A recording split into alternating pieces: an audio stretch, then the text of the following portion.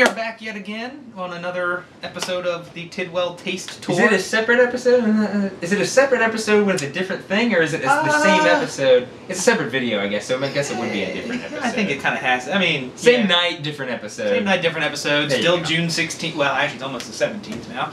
But, so what we've got here now is actually our first, I believe this is our first spirit. Yeah. I don't think we ever did a liquor before. We meant to delve into that, but we never did enough of it. We stopped too prematurely. So, anyways, here we are with a liquor. This is a very, very nice, well, I assume very nice rum. I've actually never tried this personally. But it's called the Pyrat. It's from the British West Indies. It's actually imported, and I believe distilled too, by the Patron Spirits Company, which is, you know, kind of a, it's a big spirits company. They do make high-end stuff. A lot of people have a notion about Patron just because it's so popular, but they do make good tequilas, and this is one of their rums. British West Indies, 40% alcohol. Looks like it's distilled by Anguilla Rums Limited, bottled in Anguilla, British West Indies. So we shall try it out. All right. Cheers on that. Let's give it a shot.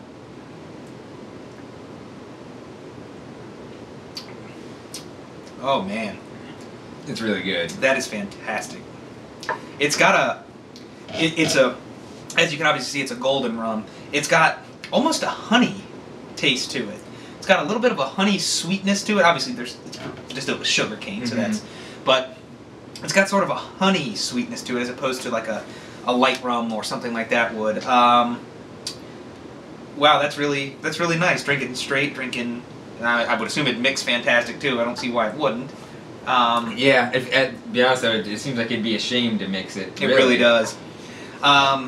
So obviously on the spirits rating scale, it's the same obvious thing, but it's gonna be a little bit different, sort of like beers would with styles. It's gonna kind of change. Well, this is relative to other rums. Right, relative to rums. I'm not comparing this to some vodka or some whiskey. This is relative to rums. Relative to the rums that I have had a fairly extensive amount of rums at this point. I would actually give that that's about a 9. That's really, really high. Yeah, I was going to give it an 8. An 8, yeah. Which is high. I mean, real high as far as me. Actually, I'm going to go 8.5. 8.5? 8.5. So 8 3/4 would be our average score from the British West Indies. Which actually, it's funny. And I only do 8.5. I feel like I'm almost lowballing it just because you don't.